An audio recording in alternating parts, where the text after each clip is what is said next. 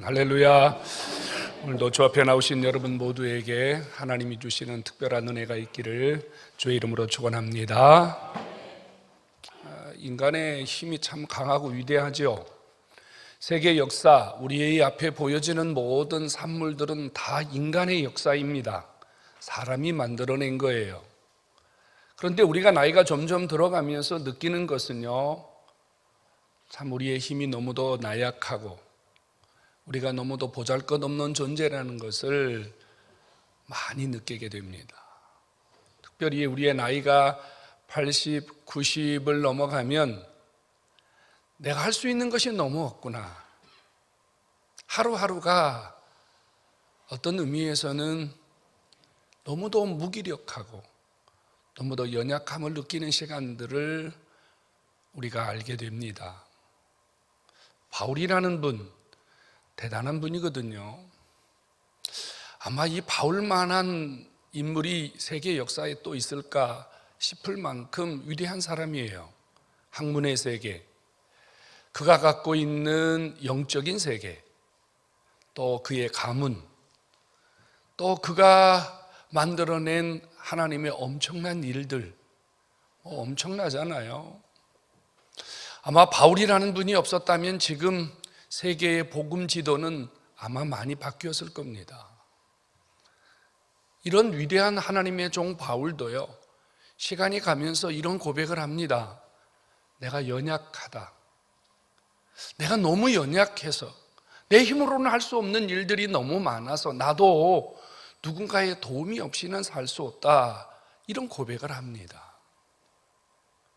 성령께서 우리 연약함을 도와주셨다, 이 말은 내가 너무 연약했는데, 내가 할 수 없고 내가 무기력하고 내가 어떤 것도 할 수 없는 상황, 그런 상황에서 나는 성령님의 도우심을 받았다, 이런 뜻이에요.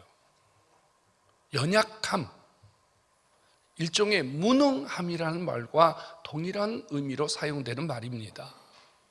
우리의 연약함, 이 연약함을 바울은요, 성령님의 도움을 받았다 그래요. 어떤 연약함에서 성령님의 도움이 절실했을까요? 여러분, 사람의 도움도 받을 수 있었을 텐데, 그가 알고 있는 세계가 너무 크고 넓은데 그런 사람들의 도움만으로도 충분히 바울이 살 수 있는 역량이 있었을 텐데 말입니다. 이 바울은 자신의 연약함을 성령님을 통해서 이겨냈다, 이렇게 말하고 있어요. 여러분, 성령님의 도우심을 받아본 적이 있습니까? 여러분들이 연약해서, 내가 너무 나약해서 성령님 그분이 나를 도와주시는 그 시간을 여러분들이 경험하셨느냐 말입니다. 언제, 어떤 방법으로 성령님이 여러분들을 도와주셨습니까? 성령님, 우리가 이 성령님에 대한 이야기를 상당히 많이 교회 생활하면서 듣게 됩니다. 성령을 느끼고 성령의 충만함을 받고 성령의 바람이 불고 성령님이 만져주시고, 이런 용어들을 우리가 자주 접하게 되는데, 여러분, 성령님의 도우심, 이 성령님의 도우심이 우리의 연약함을 이겨내는, 우리의 연약함을 극복하는 바울에게는 최고의 비결이었다고 말하고 있어요. 오늘 주 앞에 나오신 여러분, 저와 여러분들이 살면서 느끼는 연약함이 많이 있을 겁니다. 바울이 이 연약함을 성령님을 통해서 이겨냈다고 하시니까 오늘 우리도 바울처럼 이 성령님의 도우심을 통해서 우리에게 있는 이 수많은 연약들을 이겨낼 수 있는 은혜가 여러분 속에 임하기를 주의 이름으로 축원합니다. 그러려면 성령님이 누구이신가를 먼저 알아야 돼요.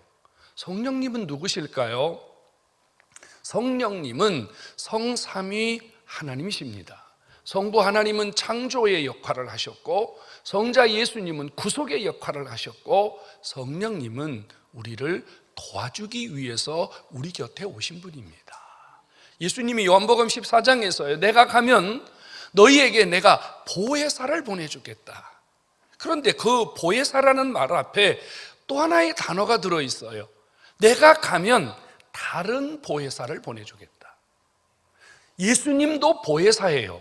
예수님도 이 땅에 오셨는데 주님도 우리를 도와주시기 위해서 오셨어요. 보혜사라는 말은 헬퍼라는 말입니다. 돕는 자라는 뜻이에요. 예수님은 우리의 죄를, 지옥 갈 수밖에 없는 우리의 그 죄를 주님이 십자가에서 담당해 주셔서, 십자가에서 그분이 우리의 죄를 다 져주셔서 지옥 갈 수밖에 없는 우리를 천국 갈 수 있도록 보혜사, 우리를 도와주신 분이 예수님이신 줄로 믿으시기 바랍니다. 그런데 다른 보혜사를 보내주시겠다 그래요. 다른 보혜사가 누구냐? 성령님이세요. 이 성령님은 예수님과 다른 방법으로 우리를 도와주세요. 예수님은 십자가를 지셔서 우리를 도와주셨는데, 성령님은 우리가 예수 그리스도를 믿고 구주로 고백하는 순간 우리 안에 들어오셔서 우리 안에 내주하셔서 우리와 동행하시면서 우리를 24시간 우리가 하나님의 자녀로서 겪는 수많은 연약함을 도와주시는 분이 성령 하나님이신 줄로 믿으시기를 바랍니다. 그 성령님은 우리 안에 역사하고 계세요. 우리와 가장 밀접하게 역사하고 계시는 분이 누구냐? 성령님이세요. 이 성령님이 우리를 도와주시려고 우리 곁에 계시기 때문에 우리는 성령님의 도심을 받아야 되고, 성령님은 우리를 도와주시기를 원하시기 때문에 그 도움을 받아서 연약함을 이겨내는 하나님의 백성들로 살아갈 수 있기를 소원합니다. 자, 이 성령님은요, 우리의 연약함을 도와주신다 그래요. 자, 연약함이란 뭐예요? 우리가 겪는 연약함이 한두 가지가 아니잖아요. 우리는 살다 보면 아파요. 질병의 연약함이 있어요. 손이 아프고 다리가 아프고 심장이 아프고 눈이 아프고 머리가 아프고. 그런데 문제는 우리의 이런 연약, 우리의 이 아픔, 우리의 질병이 시간이 지나면 치유되기도 하고 약을 먹어서 치유되기도 하고 수술을 받아서 치유되기도 해요. 그런데 우리의 인간의 힘으로 치유할 수 없는 질병이 있습니다. 이것을 연약이라고 그래요. 연약이라는 말은 무기력, 더 이상 아무것도 할 수 없는 완전 그렇게 상태를 의미하는 거예요. 불행한 일입니다만 우리가 가끔 선생님들로부터 더 이상 치료할 방법이 없습니다 라는 이야기를 듣는 분들이 이 땅에 너무 많단 말이에요. 이건 연약이란 말이죠. 우리가 살다 보면 물질의 연약을 느껴요.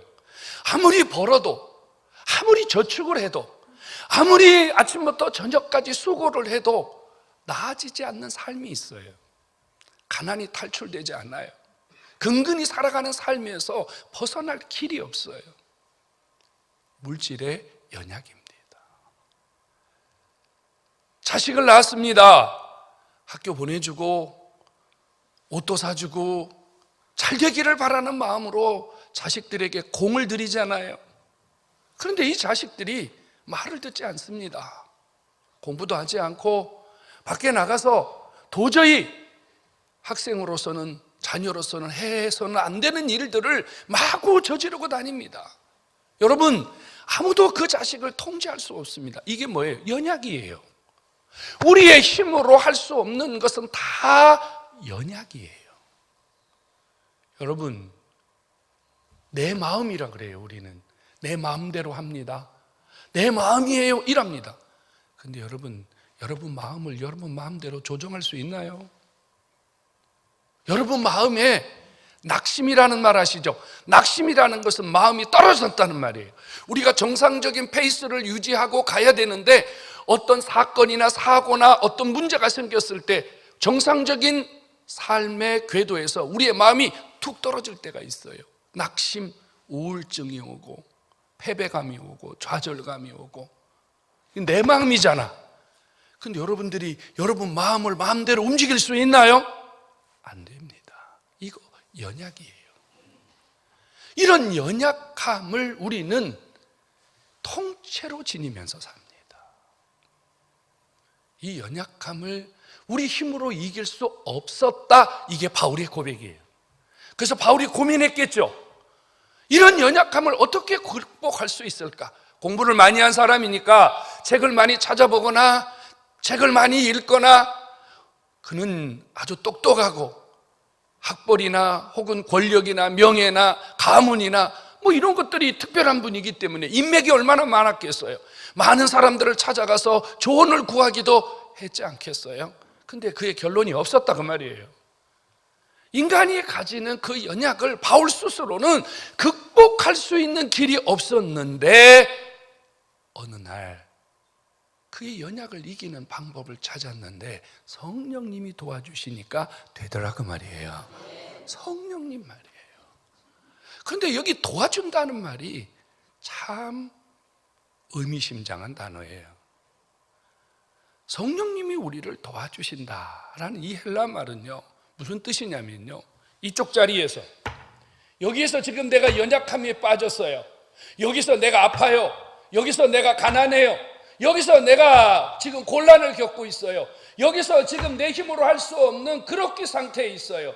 그런데 성령님이 우리를 도와주신다는 말은 무슨 뜻이냐면, 이런 내 연약함의 자리에서 성령님이 나를 번쩍 들어가지고 이쪽 자리로 옮겨주는 거예요.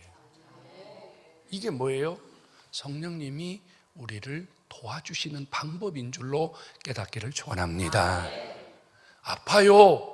근데 성령님이 도와주시니까요, 아픔의 자리에서 번쩍 들어서 하나님이 나를 건강한 자리로 옮겨주시는 것이 도심인 줄로 깨닫기 바랍니다. 우리 성령님 도심 받아야 돼요. 연약이라는 말은 자기가 그 자리에서 벗어날 수 없다는 거죠. 늪이에요. 함정이에요. 누군가 이렇게 세워줘야 되는데 인간은 안 되더라. 지식은 안 되더라. 경험도 안 되더라. 세상에 돈도 안 되더라. 성령님이 번쩍 들어주시니까 되더라. 이게 바울의 고백입니다.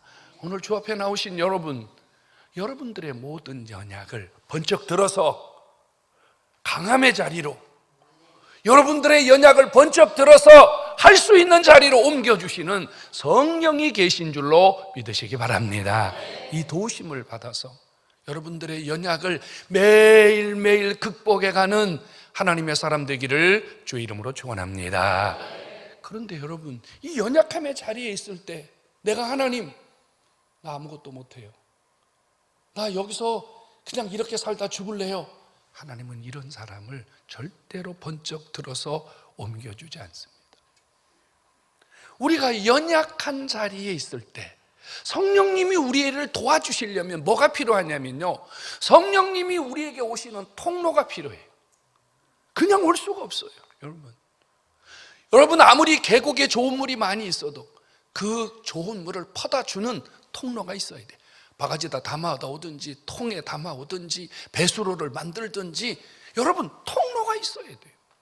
성령님의 위대하고 강하신 능력, 성령님이 어떤 문제도 해결해 주실 수 있는 그 어마어마한 성령님의 영적인 파워가 우리 속에 임하려면, 그래서 우리가 연약함을 이겨내려면 우리에게 성령님이 다가오시는 통로가 있어야 되는데, 그 통로가 뭐냐면요, 성령님은요 우리를 도와주시기 위해서 우리가 그 연약함의 자리에서 기도할 수 있도록 우리를 도우셔서 우리에게 연약함을 이길 수 있도록 해주심을 깨닫기를 축원합니다.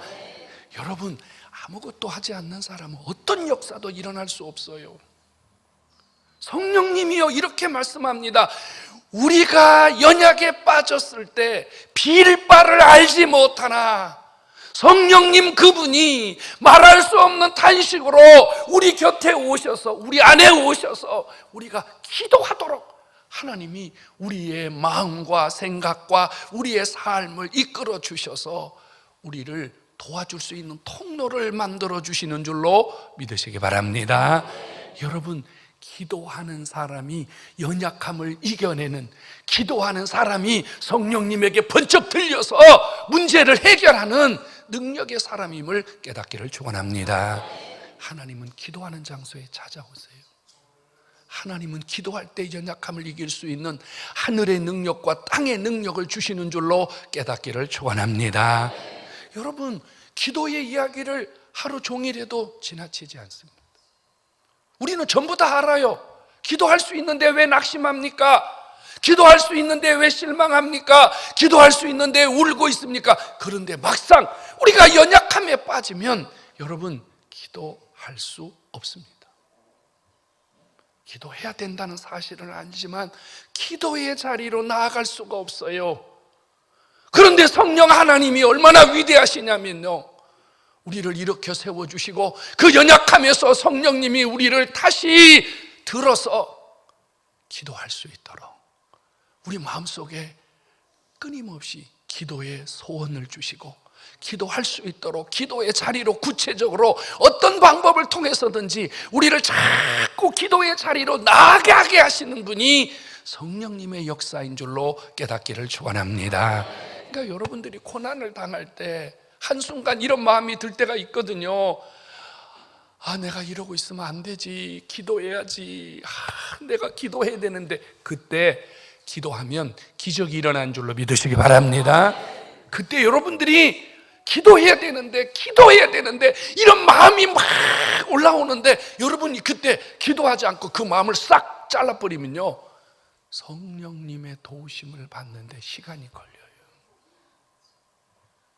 우리가 빌 바를 알지 못하나 성령께서 말할 수 없는 탄식으로 우리 안에 노크를 하시는 거예요. 너 기도해야 돼, 너 기도의 자리로 나가야 돼, 너 부르짖어야 돼, 너 지금 그러고 있으면 안 돼. 이것이 성령님이 우리의 연약함을 이기게 하시는 성령님의 방법입니다.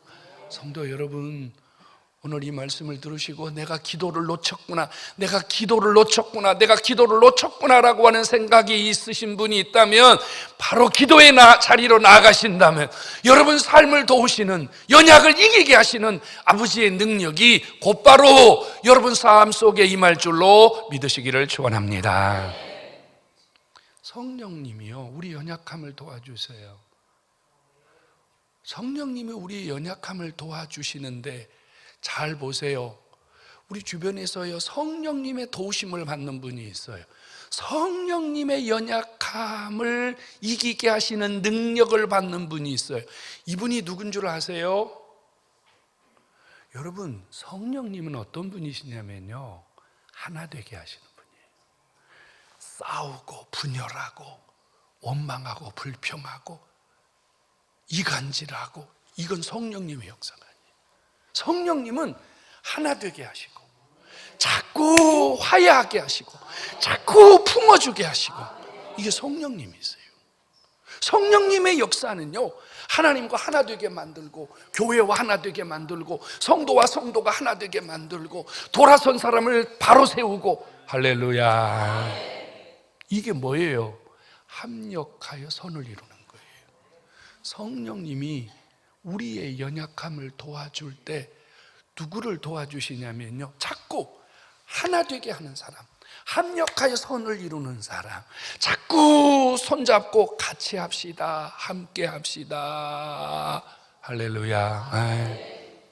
너는 이래서 싫고 너는 저래서 싫고, 저 인간은 눈깔이 마음에 안 들고 저 인간은 옷이 마음에 안 들고 저 인간은 머리가 마음에 안 들고, 이러면요 절대로요 성령님의 도우심을 받을 수 없어요. 성령님은 모든 것이 합력하여 선을 이루게 하시는 분이에요. 여러분 힘드세요? 여러분 연약함에서 탈출하고 싶으세요? 그러면요 누군가에게 가서 여러분 합력하여 선을 이루도록 도와주셔야 돼요. 도와주셔야 돼요. 누군가를 붙들어주고 누군가를 세워주고 누군가를 일으켜주고 누군가를 밀어주고 누군가의 아픔을 같이 해주고, 이런 합력하여 선을 이루는 분들에게 성령의 역사가 일어나는 줄로 믿으시기를 축원합니다. 여러분, 우리가요 자꾸 상처를 주면은요, 우리가 자꾸 사람들을 힘들게 하면요, 성령님도 내 안에 역사하지 않습니다. 기억하십시오. 합력하여 선을 이루게 하십니다. 합력하여. 우리가 하나님의 도우심을 계속 받기를 원한다면 누군가와 등지면 안 돼요. 누군가와 대적자가 되면 안 돼요. 마음에 안 드는 구석이 얼마나 많아요. 우리가 여러분 전혀 다른 분들, 여기 있는 분들이 다 각기 자기 삶을 사는 분들이에요. 우리는 여기서 잠깐 볼 뿐, 여러분들이 어떻게 사는지 아무도 몰라요. 이런 분들이 여기에 만나서 잠깐 모여서 신앙생활 하는데 어떻게 여러분 다 내 마음에 들겠어요? 불편하고 마음에 안 드는 구석이 얼마나 많이 있겠냔 말이에요. 그래도 함께 하자, 같이 하자. 이럴 때 성령께서 여러분들을 도와주시는 줄로 믿으시기 바랍니다. 이게 주님의 역사예요. 우리는 연약함이라는 것을 완전히 해결하며 살 수가 없어요. 오늘 해결받은 것 같은데 내일 나가면 또 연약함이 생겨요. 오늘 이긴 것 같은데 내일 나가면 또 전쟁터예요. 그래서 우리는 성령의 도우심을 매일 받아야 돼요. 매 순간 받아야 돼요.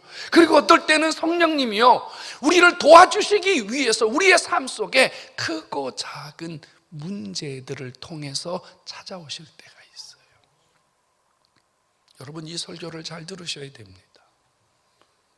때로는 성령님이 우리에게 정말 더 큰 은혜를 주시기 위해서 잠깐 질병의 고난을 줄 수도 있고, 물질의 고난을 줄 수도 있고, 시간적인 고난을 줄 수도 있고, 여러 종류의 환난과 어려움들을 잠깐 주실 수 있어요. 그때 우리가 정신을 바짝 차리고, 오늘 이 내 삶의 환경들이 우연이 아니라 하나님이 이 환경들을 통해서 나에게 주시려는 뭔가가 있구나라는 사실을 깨달으면 성령님이 하시는 일을 우리가 느끼게 돼요. 그런데 이 성령님의 도우심을 못 받는 사람들은 이렇게 말합니다. 목사님, 제가 연약해서, 쉽게 말하면 제가 아파서 교회 못 가요. 제가 돈 없어서 교회 못 가요. 제가 자식 때문에 교회 못 가요. 제가 힘들어서 교회 못 가요. 제가 시험 들어서 교회 못 가요. 제가 이래서 교회 못 가요. 연약함을 성령님이 역사하시는 통로로 받는 것이 아니라 오히려 자기를 더 깊은 연약의 자리로 빠뜨리는 시험의 도구로 삼는다고 말이에요. 성도 여러분, 성령님이 우리에게 찾아오시기 위해서 하나님은요, 온갖 방법을 통해서 우리 속에 역사하고 계심을 깨닫기를 축원합니다. 오늘 주 앞에 나오신 여러분, 성령님은 나를 도와주시려고 내 곁에 계세요. 그러니까 우리가 성령님 도움 받는 것이 하나님의 자녀된 나의 특권이라고 말이에요. 아니 성령님이 도와주시겠다는데 왜 도움을 안 받으세요?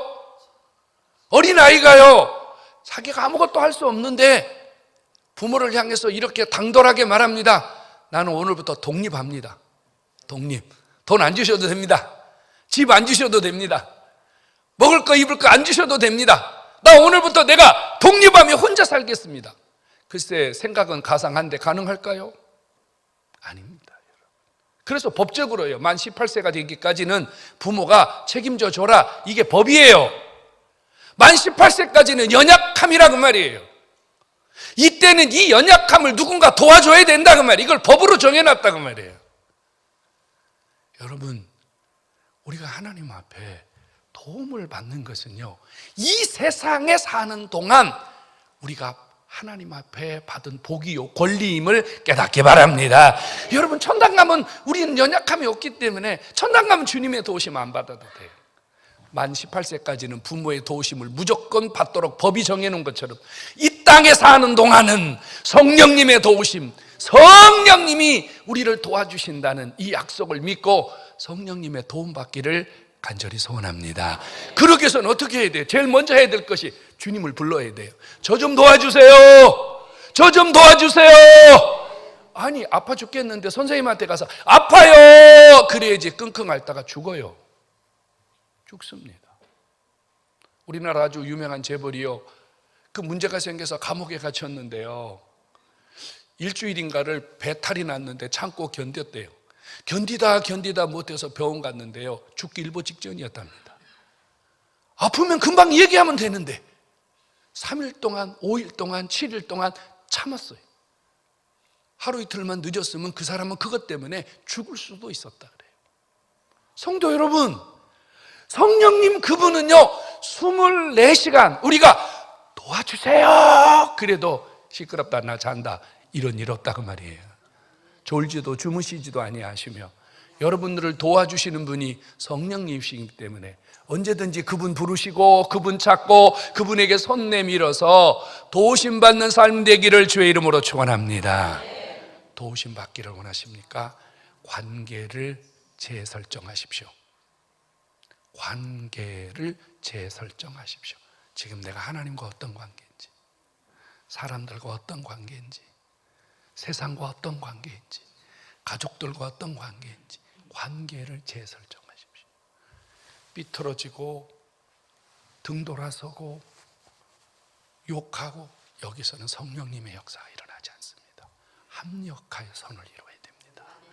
성도 여러분, 연약함에 계십니까? 괜찮아요. 기뻐하십시오. 여러분들은 성령님의 도움을 받을 수 있는 기회가 있기 때문에 기뻐하시기 바랍니다. 낙심하지 마시기 바랍니다. 무슨 일을 만나든지 성령님이 도와주시면 여기에서 번쩍 들어서 옮겨주시는 기적의 역사가 있음을 믿으시기를 축원합니다. 오늘 이 시간 이후에 성령님과 친해지시고 성령님의 도우심을 매일매일 받기 위해서 순간순간 저 좀 도와주세요, 저 좀 도와주세요 주님을 부르는 매 시간 되기를 주의 이름으로 축원합니다.